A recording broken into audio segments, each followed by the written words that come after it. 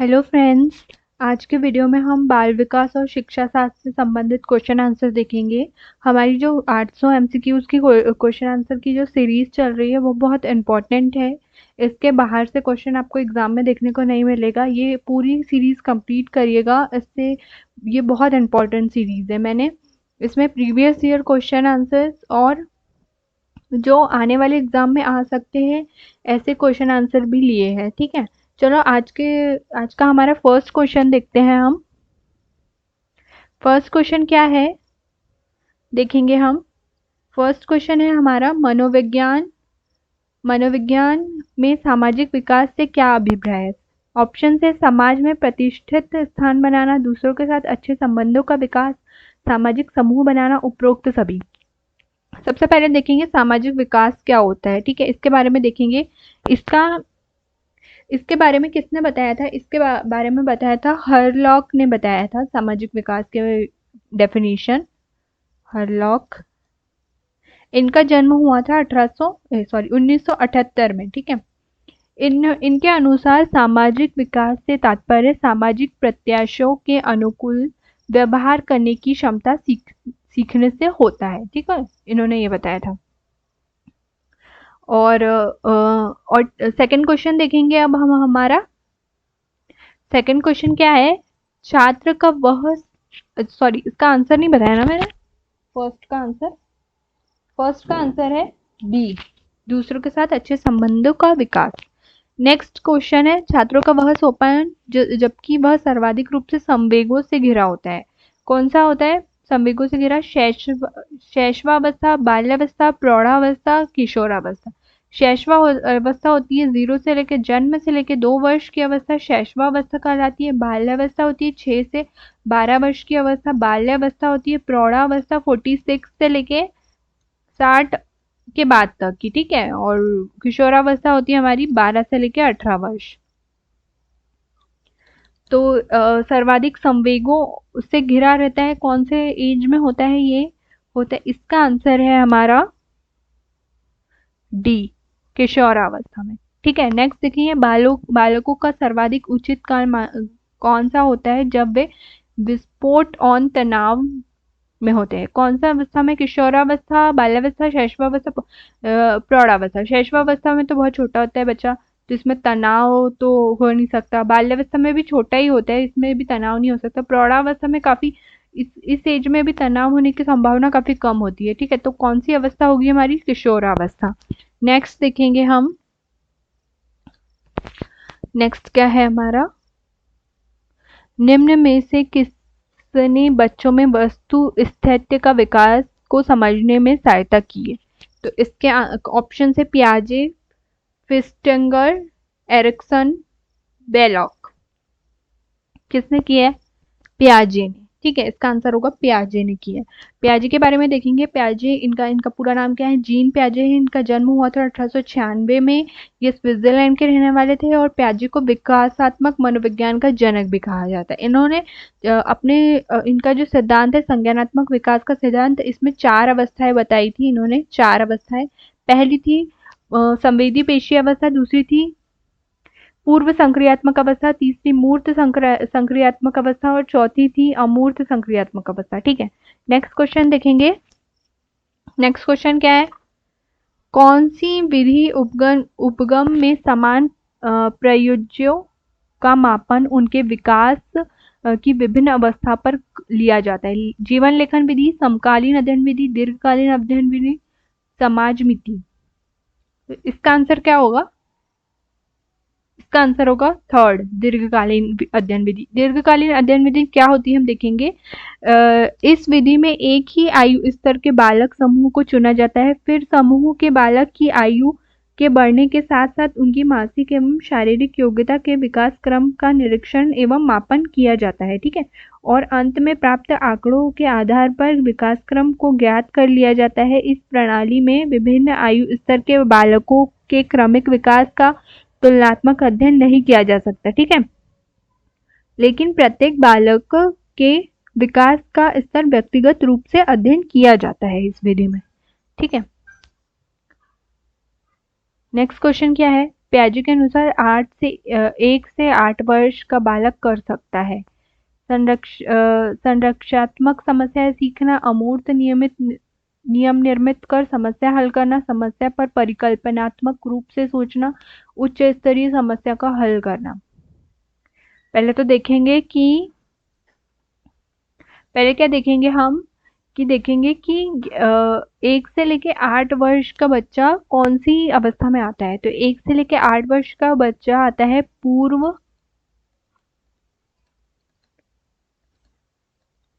पूर्व संक्रियात्मक अवस्था के अंतर्गत आता है। इसका ये होता है 2 से लेके 7। तो ठीक है, तो ये इस अवस्था में आएगा बच्चा। तो तो इसमें बताया है पूर्व संक्रियात्मक अवस्था, इसमें क्या होगा, इसका आंसर होगा नहीं, अमूर्त नियम निर्मित कर समस्या हल करना नहीं, इतना बड़ा नहीं होगा कि वो ये कर सकता है। समस्या पर परिकल्पनात्मक रूप से सोचना नहीं, ये भी नहीं होगा ऑप्शन। उच्च स्तरीय समस्या हल, उच्च स्तरीय तो कर नहीं सकता, बच्चा बहुत छोटा होता है। तो इसमें होगा संरक्षात्मक समस्याएं सीखना। नेक्स्ट क्वेश्चन क्या है देखेंगे अब। 7 नंबर का हमारा क्वेश्चन है। 7 नंबर का क्वेश्चन क्या बोल रहा है, कौन से सिद्धांत में बाल्यकाल के अनुभव के विकासात्मक आयाम पर बल दिया गया है? ऑप्शन है व्यवहारवाद, प्रकार्यवाद, मनोविश्लेषणवाद, संरचनावाद। तो इसका आंसर क्या होगा, सी, मनोविश्लेषणवाद। इसके बारे में देखेंगे। मनोविश्लेषणवाद का सिद्धांत सिगमंड फ्राइड ने दिया था। ठीक है, फ्राइड ने दिया था। इनका जन्म कब हुआ था, 1856 में हुआ था इनका जन्म। ठीक है, इन्होंने ना इस सिद्धांत पे फ्राइड ने मानव मस्तिष्क के 3 भाग बताए हैं। 3 भाग कौन कौन से बताए हैं भाई? 3 भाग बताए हैं। पहला बताया है चेतन मन, दूसरा बताया है अवचेतन मन, दूसरा बताया, और तीसरा बताया है अर्धचेतन मन। ठीक है, चलो नेक्स्ट देखेंगे। प्राथमिक आवश्यकता को आवश्यकता से भी माना जाता है। क्या होगा भाई इसका आंसर? मनोवैज्ञानिक, दैहिक, सामाजिक, मनोसामाजिक। इसका आंसर होगा दैहिक, दैहिक। ठीक है, नेक्स्ट क्वेश्चन देखेंगे। माता की आवाज का नवजात के व्यवहार पर प्रभाव का प्रयोग किसने किया? ठीक है, टर्मन ने, मॉन्टेसरी ने, सेगुइन ने, बर्क ने। किसने किया भाई? हाँ, इसका आंसर है ए, टर्मन ने किया। टर्मन एक अमेरिका के मनोवैज्ञानिक थे। इन्होंने बताया कि बुद्धि वह शक्ति है जो समस्त मानसिक कार्यों को प्रभावित करती है। ठीक है, और टर्मन ने 1916 में टर्मन ने एक परीक्षण को संशोधित किया था और बुद्धि लाब्धि की अवधारणा के बारे में विचार किया था। टर्मन के अनुसार औसत बच्चे का आईक्यू कितना होता है? औसत बच्चे का आईक्यू होता है 90 से लेकर 100 तक के बीच की श्रेणी में माना जाता है। ये टर्मन ने बताया। नेक्स्ट क्वेश्चन क्या है हमारा? नेक्स्ट क्वेश्चन है, बालक विकास जीन पियाजे के सिद्धांत पर आधारित है। मनोविश्लेषण सिद्धांत, नैतिक विकास सिद्धांत, मनोसामाजिक विकास, संज्ञानात्मक विकास। तो इसका आंसर क्या होगा? संज्ञानात्मक विकास। ठीक है, नेक्स्ट है देखेंगे। नेक्स्ट क्वेश्चन क्या है, पियाजे के अनुसार बच्चा अमूर्त स्तर पर चिंतन, बौद्धिक क्रियाएं और समस्या समाधान किस अवस्था में करने लगता है? पहला देखेंगे पूर्व संक्रियात्मक अवस्था, दूसरा मूर्त संक्रियात्मक, तीसरा औपचारिक संक्रियात्मक, और लास्ट है संवेदी पेशी अवस्था। तो हम पहले ये अवस्थाओं को देखेंगे। संवेदी पेशी अवस्था में आता है जन्म से लेकर 2 वर्ष तक का होता है इसका आयु, जन्म से लेकर 2 वर्ष। औपचारिक संक्रियात्मक अवस्था में आती है 11 से 15 वर्ष। ठीक है, मूर्त संक्रियात्मक में आती है 7 से लेकर 11 वर्ष, और पूर्व संक्रियात्मक में आती है 2 से लेकर 7 वर्ष तक की। ठीक है, तो इसका आंसर क्या है हमारा? इसका आंसर है औपचारिक संक्रियात्मक अवस्था। तो इसमें क्या होता है, बालक, इस अवस्था में बालक की अवलोकन क्षमता, तर्क करने की शक्ति, सोचने विचारने की क्षमता, कल्पना करने की शक्ति तथा प्रयोग आदि के आधार पर निष्कर्ष निकालने की पर्याप्त क्षमता का विकास हो जाता है इस एज में। ठीक है, चलो नेक्स्ट क्वेश्चन क्या है अब। नेक्स्ट क्वेश्चन है, एक बालक जिसकी बुद्धि लाब्धि 150 है उसे वर्गीकृत किया जाएगा। श्रेष्ठ बुद्धि, सामान्य से अधिक बुद्धि, सामान्य बुद्धि, मंद बुद्धि। तो हम इसको देखेंगे पहले। ठीक है, कि इसने, ये किसने बताया था, ये टर्मन ने बताया था, अभी हमने पढ़ा, अभी एक क्वेश्चन आया था ना, कौन सा क्वेश्चन था वो, ये वाले क्वेश्चन में हमने टर्मन के बारे में पढ़ा था। ठीक है, चलो तो अब हम देखते हैं।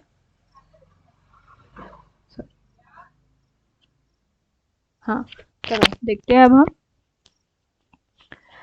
टर्मन ने 1916 में जो टर्मन ने परीक्षण को संशोधित किया था और बुद्धि लाब्धि की अवधारणाओं के बारे में विचार किया था। ठीक है, तो उन्होंने क्या बताया कि बहुत श्रेष्ठ बच्ची सॉरी बहुत श्रेष्ठ जो बालक होगा उसका आईक्यू कितना होगा, 135 से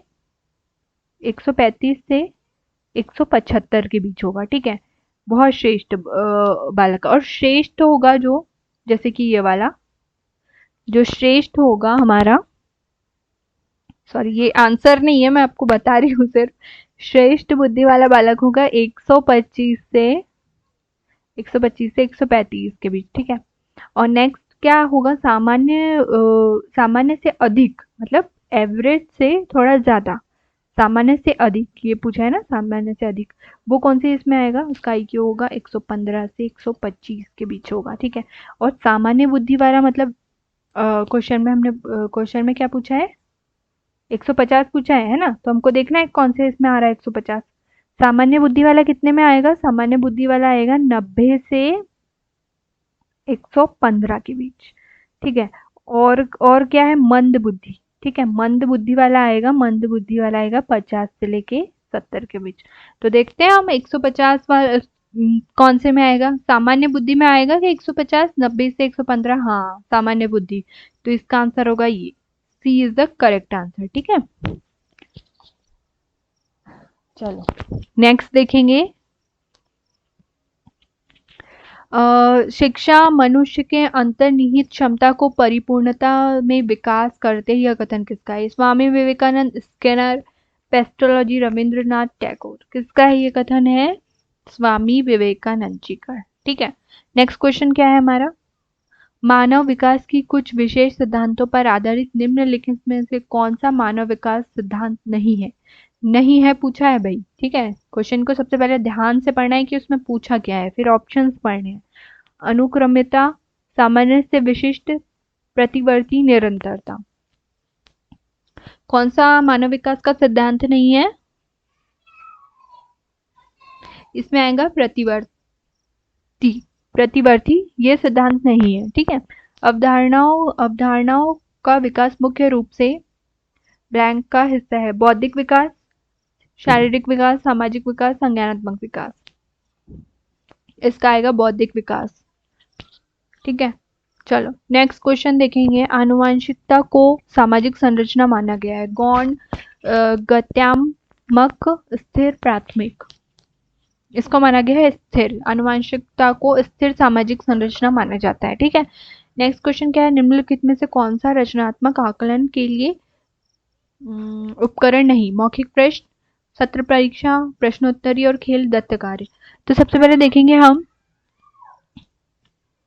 क्या देखेंगे, संरचनात्मक रचनात्मक आकलन देखेंगे। सबसे पहले तो हम रचनात्मक आकलन क्या होता है,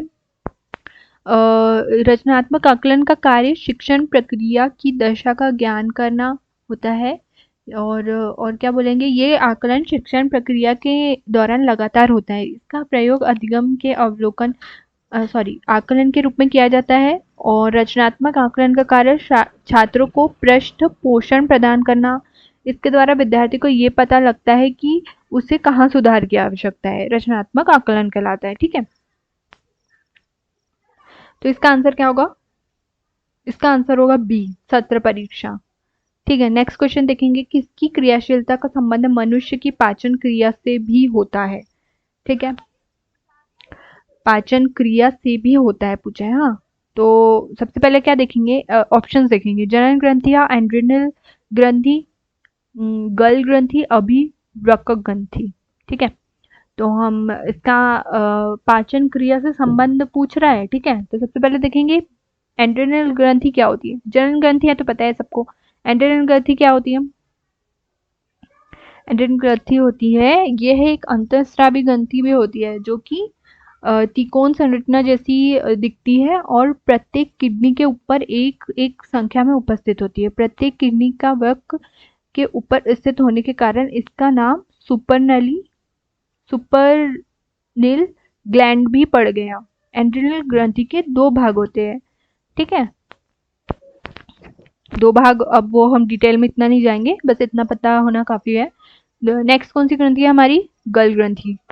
गल ग्रंथि, गल ग्रंथि का क्या है, गर्दन के आधार पर होती है ये, और ये क्या होती है, स्वर यंत्र के नीचे के भाग में श्वास प्रणाली के ऊपर के भाग भाग के दोनों ओर स्थित एक अंतःस्रावी ग्रंथि होती है ये। ठीक है,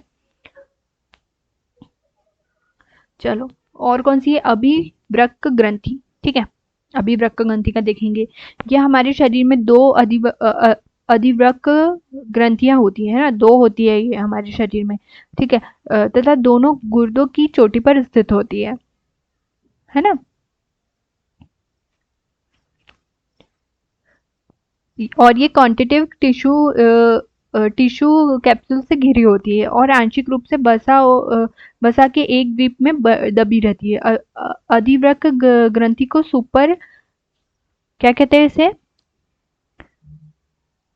सुपरनल ग्लैंड भी कहा जाता है। ठीक है, तो इसका आंसर होगा पाचन क्रिया में संबंधित अधिवृक्क ग्रंथि होती है। नेक्स्ट क्वेश्चन क्या है हमारा?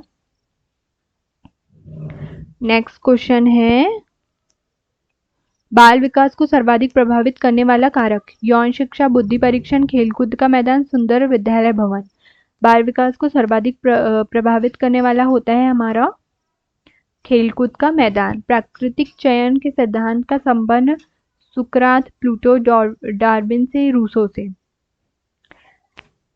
इसका आंसर क्या होगा? प्रकृति चयन का सिद्धांत होता है डार्विन से। इसका आंसर होगा हमारा डार्विन से। इसके बारे में देखेंगे कि प्रकृति चयन क्या होता है। उस प्रकृति चयन जिस प्रक्रिया द्वारा किसी जनसंख्या में कोई जैविक गुण कम या अधिक हो जाते हैं उसे प्राकृतिक वरण या प्रकृति चरण या नेचुरल सिलेक्शन कहते हैं। यह एक धीमी गति से क्रमशः होने वाली नॉन रैंडम प्रक्रिया है। प्राकृतिक वरण ही क्रम विकास की ओर प्रमुख कार्यविधि चार्ल्स डार्विन की नींव रखी और इसका प्रचार प्रसार किया। ठीक है, नेक्स्ट क्वेश्चन क्या है? अब शिक्षा हो गई है, क्या हो गई है भाई शिक्षा? ऑप्शन देखेंगे, शिक्षक केंद्रित, विद्यालय केंद्रित, मित्र केंद्रित, बाल केंद्रित। क्या हो गई है? बाल केंद्रित हो गई है शिक्षा। नेक्स्ट है, बालक के समाजीकरण का प्रथम घटक है परिवार, विद्यालय, राजनीतिक दल, क्रीड़ा स्थल। परिवार, है ना। भाषा विकास के क्रम में अंतिम क्रम है ध्वनि पहचाना, ध्वनि उच्चारण, शब्दोच्चारण, भाषा विकास की पूर्ण अवस्था। इसका आंसर क्या होगा? इसका आंसर होगा भाषा विकास की पूर्ण अवस्था। संवेग शब्द का शाब्दिक अर्थ है क्रोध तथा भय, उत्तेजना या भावों का उथल पुथल, स्नेह, प्रेम, वातावरण, समायोजन। इसका आंसर हो गया उत्तेजना या भाव में उथल पुथल। नेक्स्ट क्वेश्चन है, भाषा विकास के क्रम में अंतिम क्रम है ध्वनि पहचानना, ध्वनि उच्चारण, शब्दोच्चारण, भाषा विकास की पूर्वावस्था। इसका आंसर होगा भाषा विकास की पूर्वावस्था। भाषा विकास के क्रम का अंतिम चरण पूछा है, मतलब पूर्वावस्था। ठीक है, नेक्स्ट क्वेश्चन है, जिन इच्छाओं की पूर्ति नहीं होती उनमें से भंडार ग्रह किसका है? इदम, अहम, परम अहम, इदम एवं अहम। तो पहले देखेंगे हम ये जो दिया है, प्राइस दिन दिया था भाई, इसका हमने अभी पढ़ा। नेक्स्ट क्वेश्चन, अभी जो पिछला वाला जो क्वेश्चन आया था ना उसमें हमने पढ़ा था फ्राइड के बारे में। तो ये फ्राइड ने मन के आधार पर फ्राइड ने व्यक्ति को 3 भागों में बांटा है। कौन कौन सा है? पहला है ईदम, ठीक है। दूसरा है अहम मतलब ईगो। तीसरा है परम अहम मतलब सुपर ईगो। लिख देती हूँ मैं, सुपर ईगो, ठीक है। तो इदम मतलब इदम में क्या बताया है? सुखवादी सिद्धांत पर आधारित होता है ये। यह अवचेतन मन से जुड़ा होता है, ठीक है। और कम प्रवृत्ति सबसे बड़ा सुख है। नेक्स्ट क्या है? अहम, ईगो। इसमें वास्तविकता पर आधारित होता है। यह अर्धचेतन मन से जुड़ा होता है, ठीक है। और थर्ड कौन सा है हमारा? सुपर ईगो, अहम। ये आदर्शवादी सिद्धांत है और यह इदम और अहम दोनों को नियंत्रित करता है, ठीक है। तो हमारा 26 का आंसर क्या होगा? 26 का आंसर होगा हमारा ए, इदम। नेक्स्ट क्वेश्चन देखेंगे। शैक्षिक दृष्टि से बाल विकास की अवस्था है किशोरावस्था, बाल्यावस्था, शैशवावस्था, उक्त तीनों। कौन सी है? तीसरी। अधिगम का पूरा पुनरावृत्ति सिद्धांत दिया है शिलर, कैंपस, पैट्रिक पावल, स्ट्रेनी हॉल। पैट्रिक पावल ने दिया था अधिगम का पुनरावृत्ति सिद्धांत। पावलव पावला उनका जन्म हुआ था 26 सितंबर 1849, ठीक है। और ये इन्होंने शास्त्रीय अनुबंधन का सिद्धांत भी दिया था, जिसको पुनरावृत्ति सिद्धांत इसके अन्य नाम है। और इन्होंने अपने सिद्धांत में किस पर प्रयोग किया था? कुत्ते पर प्रयोग किया था।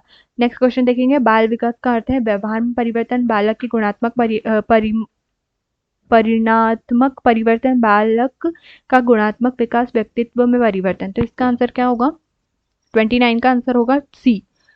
नेक्स्ट क्वेश्चन है। निम्न में से जो मनोवैज्ञानिक नहीं है? क्रॉगमैन, सोरेसन, हॉरलॉक, सुक्र। इसका आंसर है ए, ठीक है। आई होप आपको ये वीडियो पसंद आई हो। वीडियो पसंद आई हो तो प्लीज लाइक एंड अपने फ्रेंड्स के साथ शेयर कीजिए। Thank you.